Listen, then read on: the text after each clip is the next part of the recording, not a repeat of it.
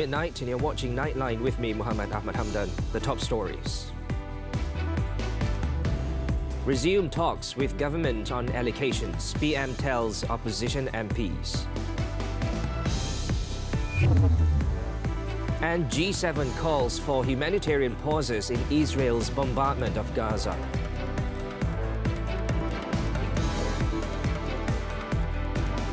Good morning. The government is fully dedicated to facilitating the growth of the electric vehicle EV industry and the broader adoption of green technology.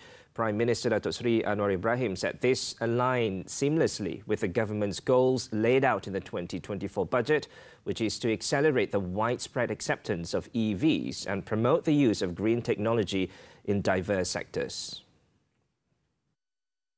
This transition not only leads to fuel and gas cost savings and more pronounced in Malaysia because there's a huge subsidy in this sector, but it also substantially reduces greenhouse gas emissions, championing sustainability in our day-to-day activities.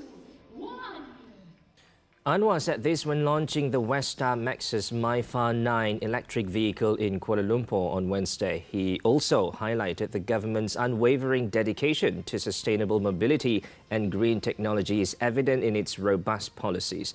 This includes extending import duty exemptions for locally assembled EV components until December 2027, granting full excise tax and sales tax exemptions for completely knocked down CKD EVs, as well as extending completely built-up CBU duty exemptions until December 2025. The government, he added, was also committed to setting up 10,000 EV charging stations throughout Malaysia by 2025.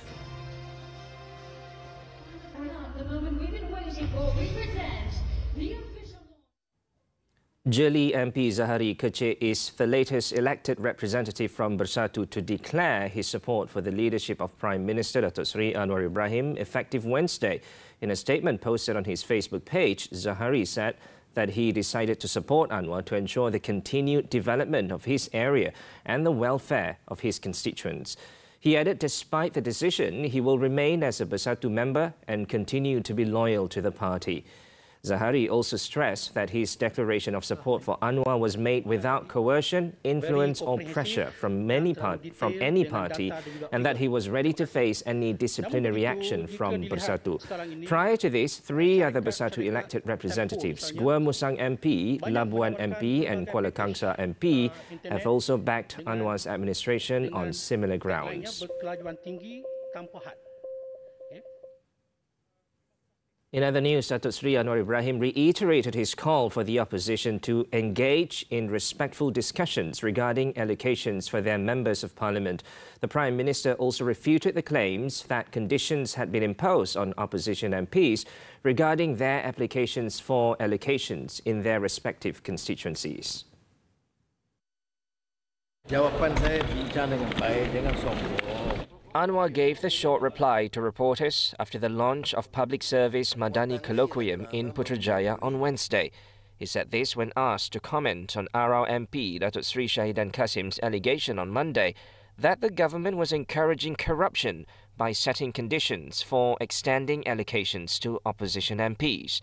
Last Saturday, Anwar was reported as saying that MPs should continue to hold talks with Deputy Prime Minister Datuk Seri Fadilah Yusof regarding their applications for allocations for their constituencies.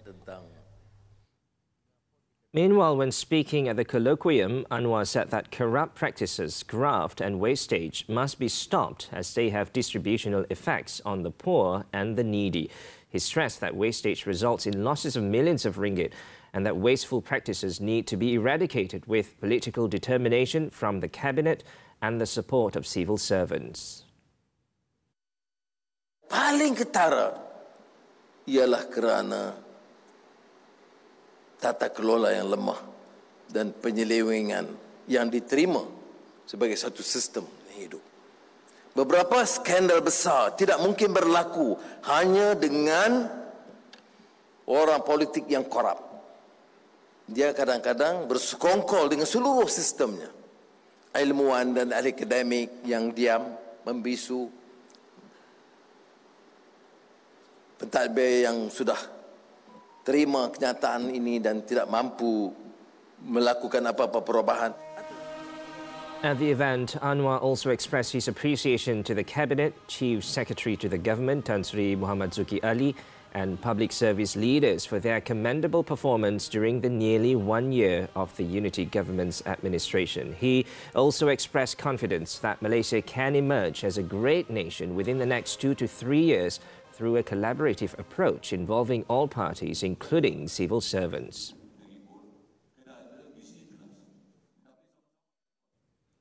The government, through the Natural Resources, Environment and Climate Change Ministry, has distributed 100 million ringgit to all states, including Sabah and Sarawak, for the implementation of unexpected emergency works in the face of the northeast monsoon phase. Its Minister Nik Ahmad said the emergency works included restoring drainage systems, roads and bridges, as well as restoring flood mitigation structures.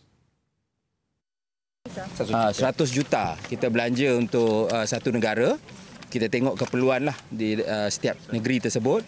Kita pun baru-baru ini kita turun tengok di Negeri Sembilan, di Selangor dan juga di wilayah.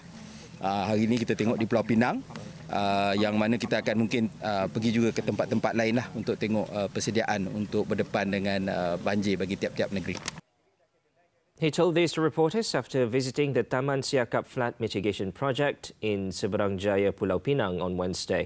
Nik Nazmi also said that the allocations had already been distributed through 3 phases to enable the projects to be implemented immediately for the well-being of the people and further protect the safety of property from floods. Previously, it was reported that the Malaysian Meteorological Department, Met Malaysia, expected the northeast monsoon season to begin this Saturday and continue until March next year.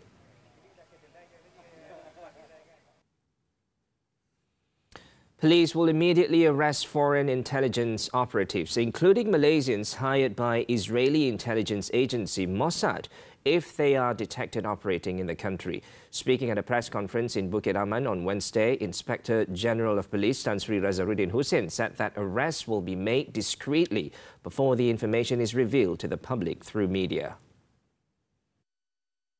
Kita akan mengumpulkan sebanyak mana maklumat, bukan kata daripada pihak Mossad ke apa, termasuklah juga kita bagi tahu tentang sabotaj ekonomi, espionage. Memang kita akan mengumpulkan maklumat.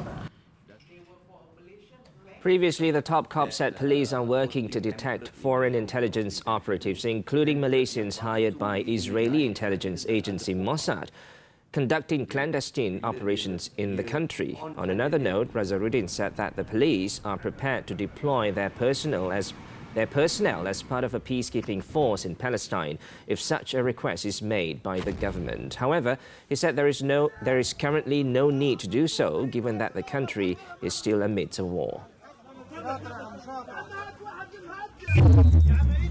Meanwhile, Razaruddin said the police have arrested 8 individuals aged 29 involved in a syndicate that creates phishing templates imitating the websites of government and large companies. The syndicate had been active since last year and sold the templates to others looking to dupe potential victims in the United States, Australia and Malaysia, resulting in losses totaling more than 1.2 million ringgit. All the suspects, including the syndicate's mastermind, were nabbed on November 6 in various locations in Sabah, Selangor, Perak and Kuala Lumpur, following a special operation dubbed Buletin, which was launched with the help of the Australian Federal Police, AFP, and the US Federal Bureau of Investigation, FBI. This was after authorities received a tip-off 2 weeks ago about the syndicate's operations in Malaysia. Daripada siasatan kita nampak bahawa sejumlah 1038 username dan juga password individu, termasuk juga password daripada education.edu ni dan juga .gov ni telah pun diakses secara tidak sah lah. Apabila dia dapat individu punya. Initial investigations found that the mastermind, a man in his 40s, has no educational background related to information technology, but he acquired skills to develop the phishing sites and was assisted by the other syndicate members who have knowledge on launching phishing attacks. Authorities also seized around 960,000 ringgit put inside an e-wallet, apart from other valuables, during the simultaneous raids. The syndicate was also suspected of selling the phishing scripts and templates to other scammer groups, and the police are currently in the process of identifying the syndicate's customers. The case is being investigated under the Computer Crimes Act and the Penal Code. Now, police are tightening security controls at national borders and entry points and are also keeping a close watch on individuals in the country who might be targeted in connection with a conflict involving Israel and Palestine. Deputy Inspector General of Police Datuk Seri Ayub Khan Maidin Piche said that follow-up actions would be taken if there were any attempts by any parties to violate the country's laws. Ini termasuk juga sasaran penting melibatkan negara-negara asing yang ada di sini yang mungkin dijadikan sasaran oleh pihak-pihak yang tertentulah yang tidak berpuas hati dengan tindakan-tindakan yang berlaku di Palestin dan sebagainya. Tapi kita memberi jaminan, insya-Allah kita sentiasa mempertingkatkan kawalan kita, pengumpulan intelijen kita dan tindakan susulan. Ayub Khan said this at a media conference after officiating the 54th anniversary celebration of the VAT-69 Commando Special Forces team at Sultan Nazrin Shah Parade Square in Ipoh on Wednesday. He noted that the police had detected and thwarted 26 attempted attacks by militants in the country between 2013 and 2020. He also emphasized that the country's security is currently at its highest level, reassuring the public that there is no need to worry about repercussions due to Malaysia's vocal support for the Palestinian cause. Meanwhile, Ayub Khan said that former Goldman Sachs Group banker Roger Ng has cooperated well with police in their probe into the recovery of One Malaysia Development Berhad 1MDB assets at home and abroad. The Deputy IGP added that the investigation against Ng was also an ongoing process. Setakat ni, Alhamdulillah, Roger Ng memberikan kerjasama yang baik dan kita pun masih lagi mengesan aset-aset lain yang mungkin ada lagi di luar negara. Ayub Khan said this to reporters when asked about the latest developments in the investigation against Ng and efforts to recover assets in the 1MDB case. Previously, it was reported that Ng, who was sentenced to 10 years in prison in New York for helping to steal billions of dollars from 1MDB, will face related charges in Malaysia. Now, the government has responded to Goldman Sachs Group's arbitration requests over a settlement agreement on the bank's role in the multi-billion 1MDB financial scandal. The Attorney General's Chambers, AGC, said it had filed a reply to the London Court of International Arbitration, LCIA, and handed a copy of the document to Goldman Sachs on Wednesday. In a statement, the AGC pointed out that according to Article 2.1 of the LCIA regulation, the government must submit its response to the LCIA court registrar within 28 days from the date of the application. The AGC also said it was committed to protecting the country's national interests throughout this entire proceeding. In 2020, Goldman Sachs settled with Malaysia by agreeing to pay $2.5 billion in cash and guaranteeing the return of $1.4 billion in assets in exchange for dropping all criminal charges against the bank. Under the terms of the deal, the New York-based bank was supposed to make a one-time interim payment of $250 million if Malaysia had not received at least $500 million in assets and proceeds by August 2022. On August 18, 2022, the accounting provided by the government to Goldman Sachs showed that it had not recovered the amount, but this was disputed by the bank. Zionist atrocities continue. Thousands more flee northern Gaza. News from the Foreign Front when we return.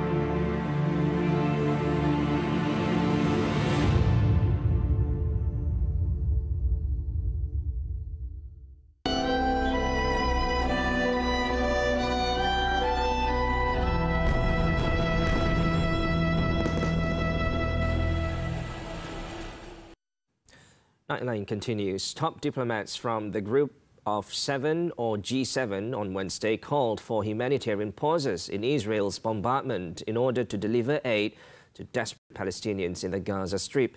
U.S. Secretary of State Antony Blinken and the foreign ministers of Britain, Canada, France, Germany, Japan and Italy, who gathered in Tokyo, emphasized that they support humanitarian pauses to facilitate urgently needed assistance, civilian movement and release of hostages. They also condemned the rise in extremist settler violence committed against Palestinians, which the ministers said is unacceptable, undermines security in the West Bank and threatens prospects for a lasting peace. The Zionist regime's bombardment of Gaza has since killed more than 10,000 Palestinians, around 40% of them children.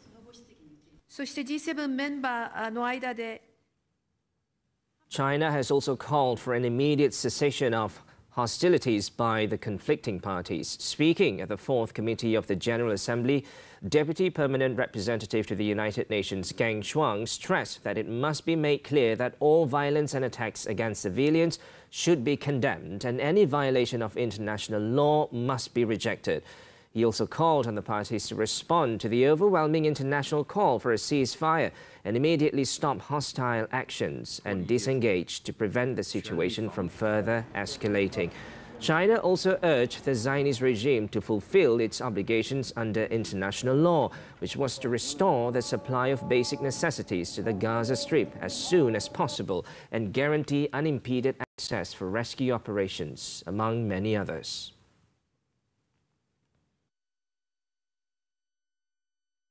In the meantime, thousands of Palestinian civilians trudged in a forlorn procession out of the north of the Gaza Strip on Wednesday, seeking refuge from the Zionist regime's airstrikes and fierce ground fighting between Israeli troops and Palestinians. The exodus took place in a 5-hour window of opportunity announced by Israel, which has told residents to evacuate the area or risk being trapped in the violence. However, the central and southern parts of the small besieged Palestinian enclave were also under fire as the war between its Hamas rulers and the Zionist regime's army entered its second month. Palestinian health officials said an airstrike that hit houses in Nuseirat refugee camp killed 18 people on Wednesday morning, while another airstrike in Han Yunis killed 6 more, including a young girl.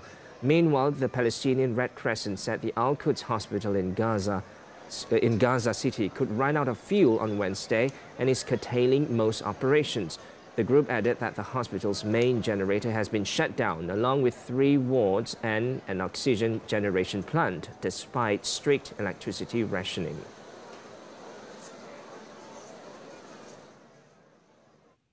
Moving on, heavy pollution-fueled smog in Pakistan's most populous province has forced authorities to close schools and markets this week after Lahore rose to one of the world's worst cities for hazardous air quality.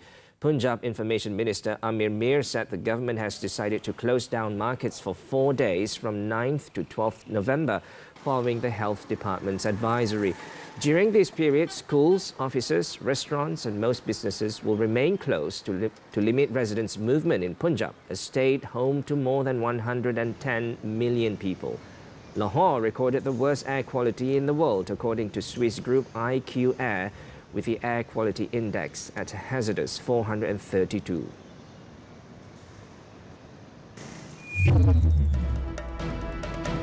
Talisker shines in much-needed win over Al Duhail Sports after this breather.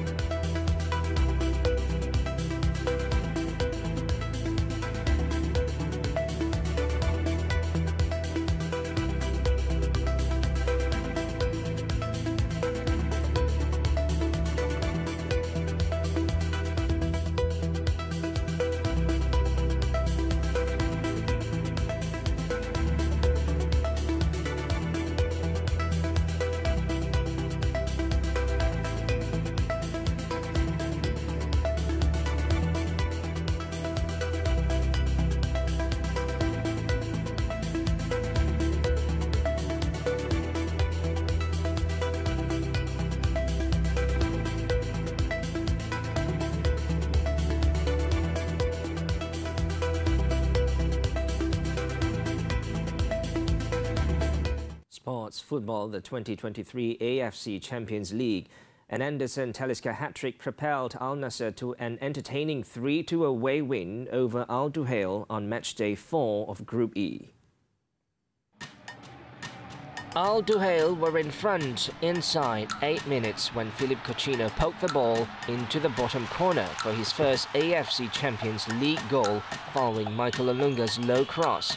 The lead last minute after a quick counter-attack saw him exchange passes with Garib before calmly slotting home from the return pass with the Al Duhail defence and goalkeeper all over the place. Coutinho revived Al Duhail's hopes, adding his second of the night 10 minutes from time from the penalty spot. But it was too little too late to prevent Al Nassr to take the maximum 3 points. The win means Al Nassr need just 1 point from their remaining 2 matches to book their place in the round of 16, with a decisive encounter at home against Persepolis next. In another match, Goran Chausic's 86-minute penalty proved the difference as Thailand's Buriram United edged out Melbourne City 1-0 in Group H on Wednesday, ending the Australian side's 3-game unbeaten run. The Thai side had lost the first meeting 2-0 at Buriram Stadium on match day 3, but they were able to take revenge in Melbourne in the return game after Aziz Behich was penalised in the area, allowing Chausic to wrap up all 3 points for the away side. With the win, Buriram are now on 6 points, 1 behind Melbourne City. City will travel to Ventforet Kofu in Japan for their next AFC Champions League outing on November 29th, while Buriram head to China to face Zhejiang FC on the same day. Meanwhile, another Saudi side, Al Ittihad, has sacked Nuno Espirito Santo after reports suggest the Portuguese manager had a falling out with Ballon d'Or winner Karim Benzema, as well as a run of poor results. The 49-year-old, who led the Jeddah-based club to the Saudi title last season, had reportedly had a falling out with the former Real Madrid star. Benzema joined the club in June of this year as part of the arrival of the many stars from Europe's top leagues. Al Ittihad suffered a 2-0 defeat in the Asian Champions League on Monday to Iraqi side Air Force Club. They have also won just 6 of their 12 league games so far this season.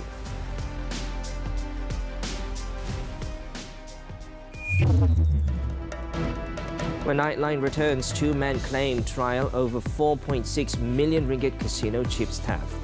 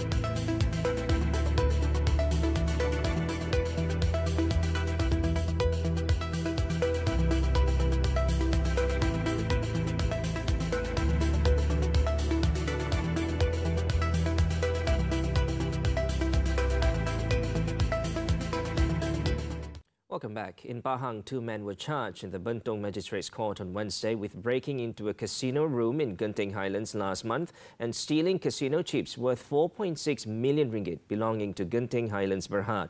Both accused, Kuei Bon Seng and Hu Chi Chuan, aged 32 and 38, pleaded not guilty after the charge was read out to them before Magistrate Nadratun Naim Zainan. They were charged with 2 others, still at large, with breaking into a storage room and stealing 1,160 casino chips at Sky Casino Genting Highlands on October 28th.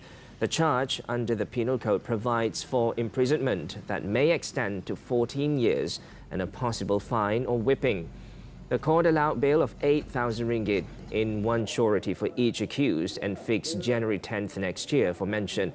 It was reported that police are still tracking down 5 local men, including the mastermind involved in the heist, believed to be the largest casino chip theft in the Highlands Resort.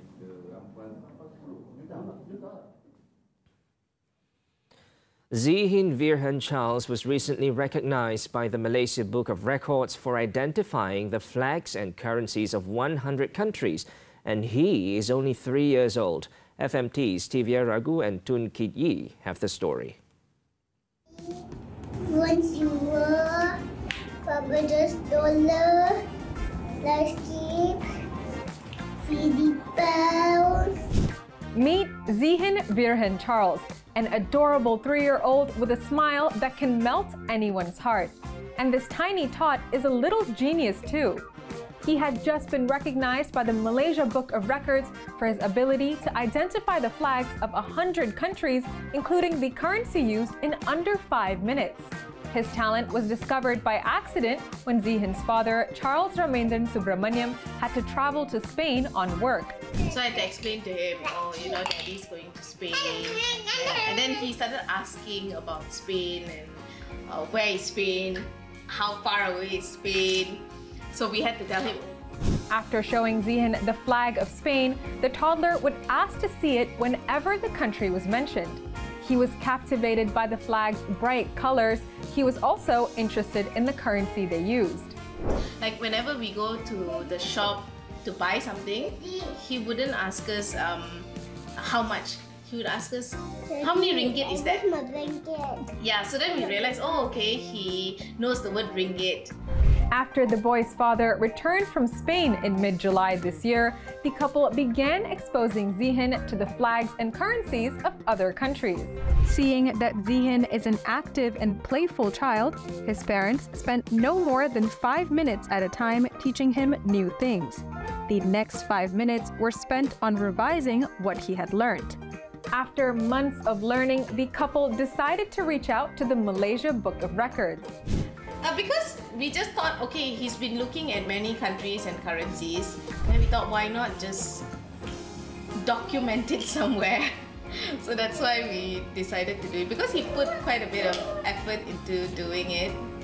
So why not just, formalize it? The target initially set by the MBR was to identify 60 countries and 60 currencies in under 5 minutes to create a new record. But Zihin was able to identify 100 countries and 100 currencies, far exceeding the benchmark set by MBR. Despite this monumental achievement, Mitra and Charles say all they wish for their child is to be truly happy in life. Tivia Ragu and Tun Kit Yi, FMC Lifestyle for Nightline.